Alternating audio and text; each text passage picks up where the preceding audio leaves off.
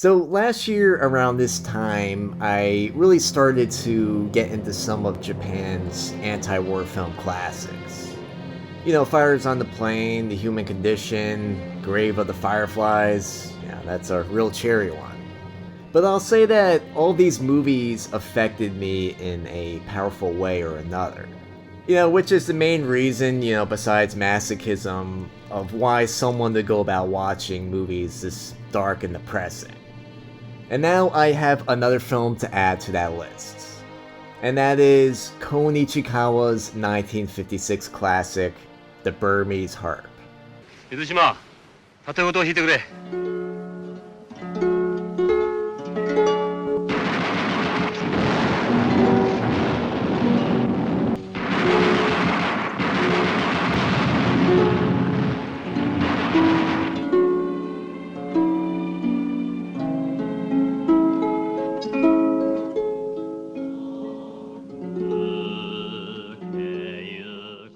So I was pretty glad that I waited on watching The Burmese Harp because really just recently Criterion released a new 4K restoration of it. And this is actually a Christmas gift from fellow YouTuber and friends, the Nerdy Ronin. So just another big thank you to him. He's always just so generous and nice. And just a shout out to him and his channel. But The Burmese Harp is an interesting film because it often gets named on lists of just the greatest Japanese movies of all time. But even though it's labeled a Japanese classic and it's getting new restorations, it still is often criticized for whitewashing the Japanese occupation of Burma. And it's really no secret that the Japanese army did pretty monstrous things when occupying Burma during World War II. But the Burmese Harp, for some reason, never mentions this. But honestly, if it did, it would probably ruin the message that it's trying to tell. And the thing is, the Japanese soldiers in the film, all of them are pretty much seen as perfect gentlemen. They even have pretty honorable intentions. So that's sort of where the controversy lays. But there is a good argument that the war crimes that the Japanese committed weren't really fully known when this novel was written, and that's what the film is based on. And really, it probably wasn't even known in the 50s when this movie came out. Something not known until, much later. But besides the controversy, when you watch The Burmese Harp, it still is a very powerful film. And that's because it is just a good message, it's a strong anti-war and pro-peace message. But what also helps make it such a classic is just Ichikawa's really strong cinematography. And overall, just excellent technical skills at making film. But in case you don't know, here's just a quick history lesson on, what was going on at the time. But if you just want to skip to the film itself, I'll provide a timestamp. In 1942, Japan invaded Burma, and this was as part of its World War II imperial expansion. But the Japanese occupation of Burma was marked by extreme brutality and oppression. One of the most notorious actions of the Japanese army in Burma was known as the Death Railway. This now infamous project included the forced labor of tens of thousands of Burmese men. And this was to build the Burma-Siam Railway. According to the National Archives and Records Administration, approximately 13,000 Allied prisoners of war and 80,000 to 100,000 Asian laborers died during the railway construction, and this is due to the harsh conditions and brutal treatment. The Burmese people were forced to work for Japan's benefit, while left with severe shortages of food and other essential goods as a result. On top of this, the Japanese military committed numerous atrocities against Burmese civilians. This included sexual assaults, torture, and murder. So now that we got all that depressing stuff out of the way, when you look at when this film was made, Japan was still coming to terms with its defeat in World War II. And so when Ichikawa made the Burmese Harp, at the time there was a growing expectation that Japan really needed to take responsibility for its actions during the war. And to its credit, the Burmese Harp was one of the first Japanese films to deal with that sort of theme about reconciliation. Unfortunately, it didn't quite hit the mark for everything, but still, nonetheless, it still played a considerable part in the country's post-war cultural development. So, it's a very important film. And the Burmese Harp was based on a novel of the same name by Takayama. It told the story of a Japanese troop stationed in Burma during World War II. In 1945, they learned that Japan had surrendered, and this is while they were on their retreat in the Burmese mountains. And among the Japanese soldiers was a talented musician named Mitsushima. And he was really good at playing the Burmese harp. So this would mostly come in handy whenever the troop was just feeling down. They would really turn to Mitsushima to just play something to raise their spirits.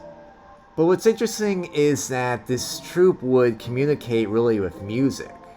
Mostly with singing, and Mitsushima would use the harp and just play different songs and sounds that had different commands and meanings. And he also served as their scout and translator. And this really is a unique troop because instead of fighting, they try to avoid conflicts.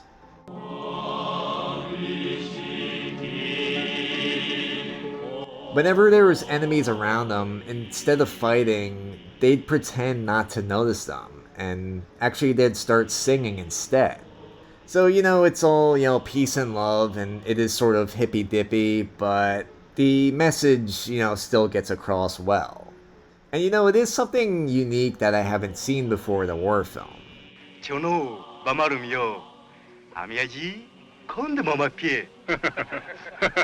And Mitsushima is really the peacemaker of the story. In fact, he eventually gets sent on a mission to convince another Japanese troop to surrender. And as you know, the Japanese soldiers during World War II often refused to surrender. In fact, I believe there was one guy that continued to fight the war for decades, which is, insane. But it really shows how they still had that samurai spirit to them.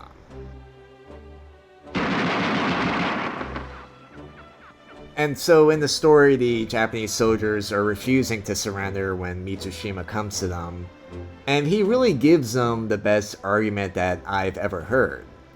He states that they need to return home to Japan to rebuild it. And to me, that's just such a powerful argument that, really doesn't get brought up enough. Sometimes surrendering and admitting defeat is, the unselfish, decision to make, and the right one. And, he ultimately fails at trying to convince his troop to surrender. And he's the only one left alive, and he's captured. And then he really starts to just contemplate about the horrors of war and the countless lives lost. And he takes a vow to assist the spirits of the deceased, and this is by burying them in a respectful manner. So this really is a powerful story, and I like how it explores many themes of reconciliation and just the sacrifice of war. And to make its statement, it really had to show the human side of the Japanese soldiers rather than just focusing on their cruelty. The story only works that way. And unfortunately, that also means that they had to whitewash, history of it.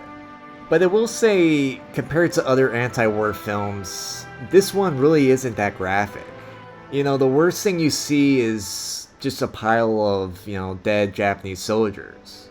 It is horrific, but, compared to the other films I've seen, it's really nothing.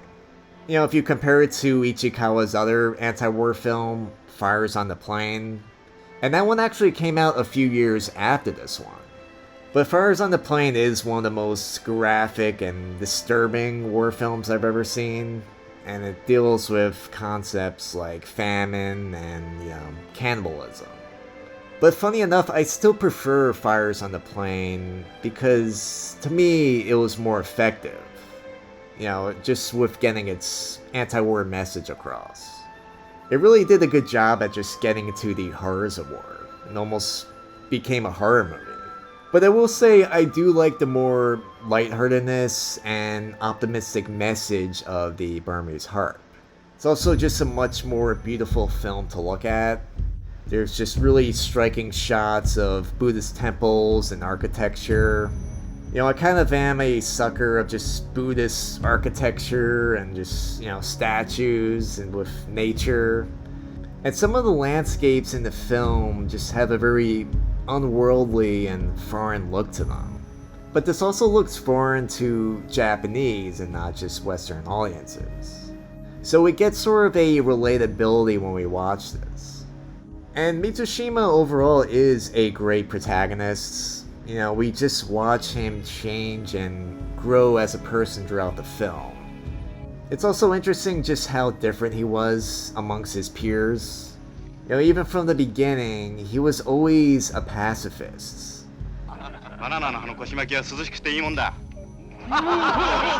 And he had this natural ability to just play the harp.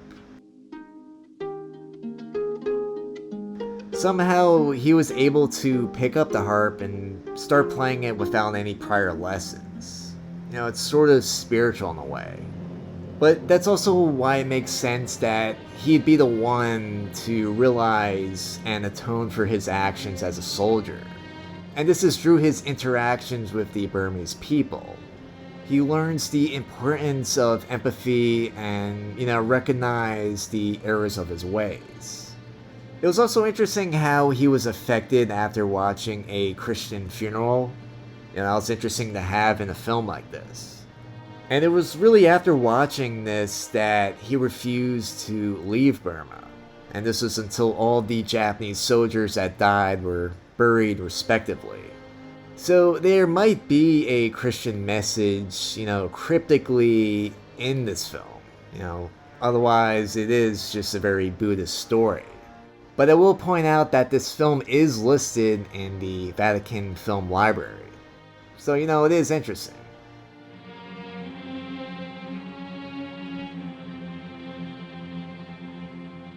The film also gets into just the role of art itself in times of war. Again, another topic we don't often see. And it was really Mitsushima's music that helped humanize the other Japanese soldiers. As such, the movie really explores the transformative power of music itself, and also just its ability to transcend culture and national boundaries. And music really is a major aspect of this film. It's not a musical, but there is a lot of singing in it. And the harp too becomes a type of language in itself. Mitsuguchi eventually just stops speaking altogether, and instead just starts communicating with his music. And it's also helped too by the fact that the leader of his troop is very knowledgeable in music because he recognizes Mitsuguchi's musical pattern. And actually in turn, the troop itself starts communicating back to him with their singing. And also a parrot is used in a pretty clever way to deliver messages. So there's a lot of communication through different means. All of it just adds to create a very memorable film and just pretty iconic scenes that you'll never forget. So overall, I can see why this film still gets talked about to this day. And it's an honor that just recently they restored it in 4K. And I also really enjoyed just the positive and optimistic feeling of this film. It more so focuses on the human capacity to overcome hatred and violence, and also the potential for healing and understanding through art and human connection. It's one of the very few Japanese films of this time that's, not nihilistic. And the film itself is very cryptic, just especially to someone like me who doesn't know much about Buddhism. But in a way, I feel like that gives it a more mysterious and deep feeling. But I like too how it's not a confusing film. You could just watch it easily and understand what's going on. The film itself is a little bit slow-paced, You know, modern audiences are definitely out of luck with this one. But for me, I actually prefer slow-paced films, so this, to me, was paced very well. And I also, too, like how it's not epically long for once. You know, The Human Condition is not easy to watch. You know, it's almost 10 hours. So this is definitely just an easy film to just pick up and watch. And I gotta say, I am really impressed with all of the Kon Ichikawa films that I've seen so far. But Fires on the Plain is still my favorite. You know, I felt like that was just a much more effective anti-war film. But you know, the Burmese Harp again is still a powerful film, and it's definitely worth watching.